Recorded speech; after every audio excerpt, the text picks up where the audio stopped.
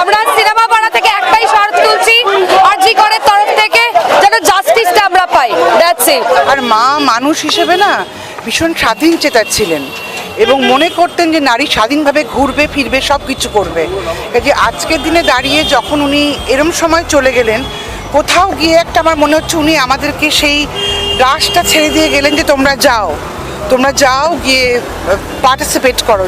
যদিও আমরা সবার সঙ্গে মিলিতভাবে যেতে পারলাম না, কিন্তু আমাদের সলিডারিটি প্রত্যেকের কাছে, কারণ গণতান্ত্রিক অধিকার এটা আমাদের প্রতিবাদ করা।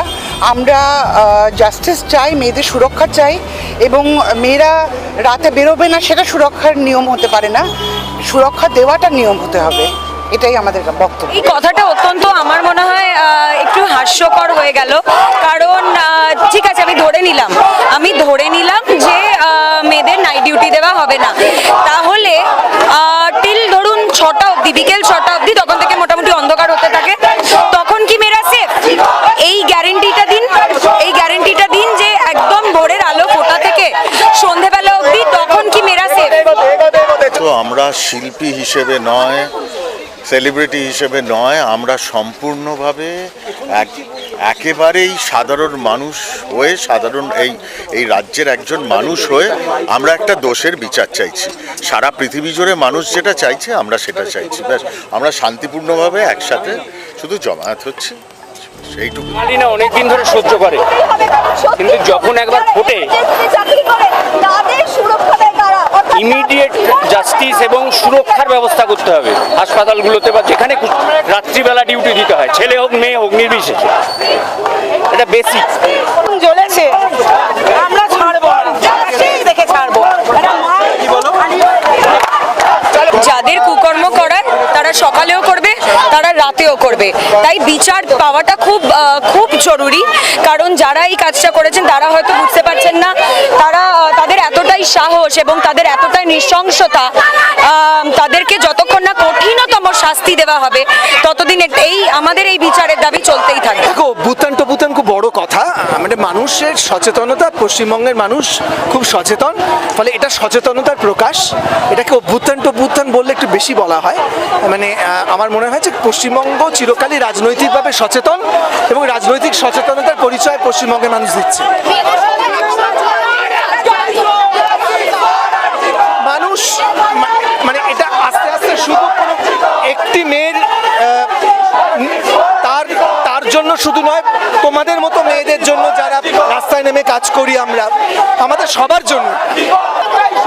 এটা তো কোনো সলিউশন হলো না, নাইট ডিউটি নয়, মেয়েদের জন্য যেটাই হোক না কেন আমাদের মেয়েরা স্বাধীনভাবে ঘুরে বেড়াবে, কোনো নির্দ্বিধায় নির্ভয় ঘুরে বেড়াবে। সমাজটা সেরকম হওয়া উচিত। এরকম কোনো একটা জায়গায় বেঁধে দেওয়াটার থেকে আমার মনে হয় বেশি যে এমন একটা সমাজ আমরা তৈরি করবো যেন মেয়েরা নির্ভয় ঘুরে বেড়াতে পারে, সবসময় ঘুরে বেড়াতে পারে। তো আমার মনে হয় সেই জন্যই আমাদের আন্দোলন, এবং এমন শাস্তি হওয়া উচিত যে সত্যি পরবর্তীকালে যে কোনো কারুর এই কাজটা করতে গেলে যেন মানে তারা যেন 1000 বার ভাবে। এবং অনেস্টলি আরেকটা জিনিস বলতে গেলে সেটা হচ্ছে যে এই ন্যায় বিচার বিষয়টা একটা সময় হতে অনেক দিন চলে যায়, সময় নেয়। এই জিনিসটাতে অনেকে একটা সাহস বলে না, যে হয়তো শাস্তি পেতে পেতে আমার দাড়ি পেকে যাবে, এটাও একটা অদ্ভুত একটা মনের মধ্যে একটা ওদের চলে যারা এরকম অন্যায় করে। তো আমার মনে হয় যত দ্রুত শাস্তি, বিশেষ করে এই ধরনের ক্রাইমের জন্য যত দ্রুত শাস্তি হবে, তত আরও এই ধরনের মানুষের মনে ভয়ও থাকবে। আজকে আমরা যে কাজের জন্য নেমেছি সেইটা করি। আমি এটার সঙ্গে এখনো পরিচিত নই, এই কথাটা প্রথম শুনলাম। তো আমরা যেন অন্যদিকে না চলে যাই। মেনটা যেটা আছে, উই ওয়ান্ট জাস্টিস ফর আরজি কর, সেটা দেখি, তারপরে দেখছি অন্যগুলো। তাই তো, সেটা তো দুঃখজনক। সেই জন্যেই তো মানুষ তার নিজের কর্মজীবন ছেড়ে সবাই মিলে লাফিয়ে পড়েছে, রাস্তায় ঘাটে নেমেছে পথে। না, আমরা তো এটা তো 14ই আগস্ট যে ওভারওয়েলমিং একটা রেসপন্স, সমস্ত বাড়ির লোকেরা, সমস্ত বাড়ির মহিলারা তো সেটাই বলেছেন যে ওরকম নির্দিষ্ট কোনো সময়সীমা হয় না। এটা নারী সুরক্ষা তো বটেই, আমরা সেই জন্যই বলছি যে একটা দৃষ্টান্তমূলক শাস্তি বা দ্রুত ন্যায় বিচার হলে সকলের কাছে সেই বার্তাটা পৌঁছবে যে অ্যাডমিনিস্ট্রেশনও একই জিনিস চাইছে। সরকার নিরাপত্তা দেবে মেয়েদের নাইট ডিউটি করার সময়, কারণ আমরা মেয়েরা কোনো অংশে কোনো ক্ষেত্রে পিছিয়ে নেই, ছেলেরা যা কাজ করে আজ তুমিও তাই করছো, আমিও তাই করছি, আমরা কেউ পিছিয়ে নেই। ফলত আমরা রাত অব্দি কাজ করব, কিন্তু সরকারের দায়িত্ব, প্রশাসনের দায়িত্ব, দেশের দায়িত্ব আমাদের সুরক্ষা দেওয়া এবং সমাজের দৃষ্টিভঙ্গির পরিবর্তন চাই। যে সমাজ এত মানুষ মেয়েদের যেভাবে দেখে আগে সেই দৃষ্টিভঙ্গির পরিবর্তন চাই এবং আইনসভা থেকে আইন করে যেন এমন আইন করা হয় যে যে মেয়েদের কথা ভাববে, যে ধর্ষক এই মেয়েদের দিকে ধর্ষণ করার কথা ভাববে তাকে কঠোর থেকে কঠোরতম মানে একেবারে ক্যাপিটাল পানিশমেন্ট চাই আর কি। এবং যে বা যারা এর পেছনে আছে তাদের একটা পরিষ্কার মুখ আমরা দেখতে চাই।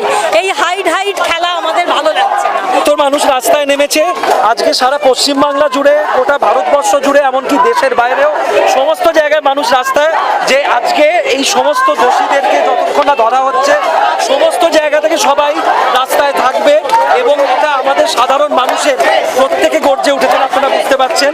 এবং আমাদের এই মুহূর্তের দাবি হচ্ছে যে জাস্টিস চাই। আজকে দেখেছেন ইস্ট বেঙ্গল মোহনবাগানে ম্যাচ ক্যান্সেল হয়ে গেছে, 144 ধারা জারি হয়ে গেছে, তার মধ্যেও মানুষ রাস্তায় আছে। সুতরাং আপনারা একটাই কথা আমাদের হাত জোর করে বলছি, প্রশাসনকে উই ওয়ান্ট জাস্টিস। এই যে প্রশাসনিক ব্যর্থতা হয়েছে সেটার মুখোমুখি প্রশাসনকে হতে হবে, পুলিশকে হতে হবে, স্বাস্থ্যমন্ত্রীকে হতে হবে, পুলিশ মন্ত্রীকে হতে হবে। আমাদের সকলের প্রশ্নের মুখোমুখি প্রশাসনকে আসতেই হবে, গোটা জনসাধারণের প্রশ্নের মুখোমুখি প্রশাসনকে আসতেই হবে। এটা প্রশাসনিক ব্যর্থতা তো বটেই, যত তাড়াতাড়ি জাস্টিস চাই আমরা, এটা আমাদের আপাতত আবেদন। আমরা চলচ্চিত্র জগৎ থেকে সবাই এখানে নেমেছি, রাস্তায় নেমেছি, হাটার মোড় থেকে আমাদের হাঁটা শুরু হয়েছে।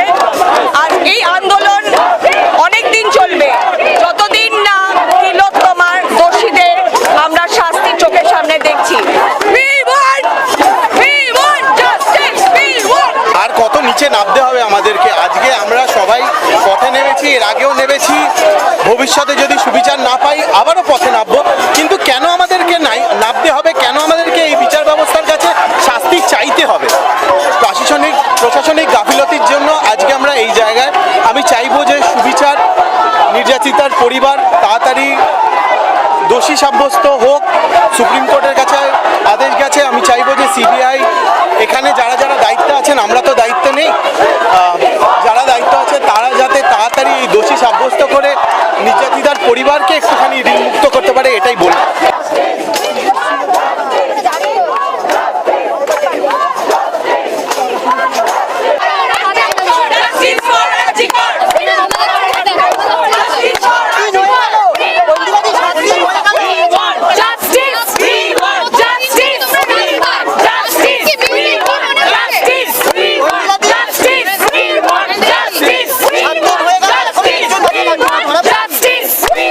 আমরা জাস্টিসের জন্য লড়াই করছি, যতক্ষণ না ধরা পড়বে লড়াই করে যাচ্ছি।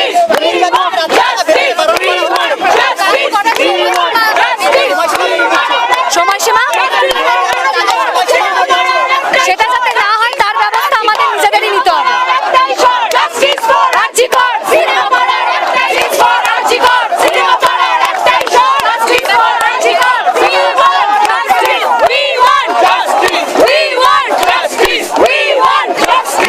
বিচারাধীন ব্যাপারটা যখন সাবজুডিস বা বিচারাধীন, তখন আমরা তো আলাদা করে বলতে পারি না যে কে কি বিচার করছে, তার বিচার পদ্ধতি কি, সেটা নিয়ে কথা বলার আওতায় মানে সেই দৃশ্যতা বা জায়গা আমাদের নেই।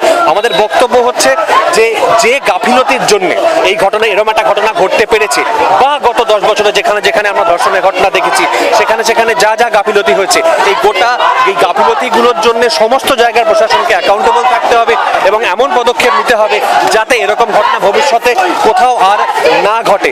ধর্ষণের রাজনীতি মানুষের মাথা থেকে, মানুষের মানসিকতা থেকে বাদ দিতে হবে। তার মানে এই নয় যে আমরা মহিলাদের কর্মসীমা বেঁধে দেব।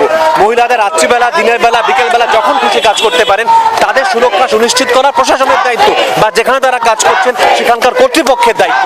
এটা তাদের কর্মসীমা বেঁধে দিতে পারি না আমি কখনো।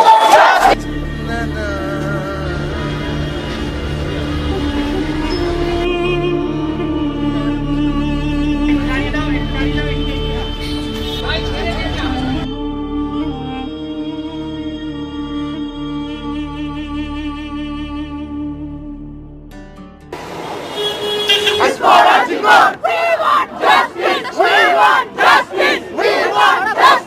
সব কিছুই একটু ঠান্ডা মাথায় ভেবে দেখতে হবে। কিছু ভুল করলে জনতার সম্পূর্ণ অধিকার আছে সবাইকে প্রশ্নের আওতায় আনা। সেটা সেলিব্রিটি বলে কেউ মানুষের ঊর্ধ্বে হয়ে যায় না, সেটা যেন আমরা না করি। সরকার ঘনিষ্ঠদের নিয়ে আমি সরকার ঘনিষ্ঠ সরকার বিরোধী, আপাতত আমরা টেকনিশিয়ানে দাঁড়িয়েছি, আমাদের পরিচয় আজকে শিল্পী থাক, কালকে সরকার ঘনিষ্ঠ কি সরকারের বিরোধী আমরা এই টেকনিশিয়ানের বাইরে গিয়ে আলোচনা করব।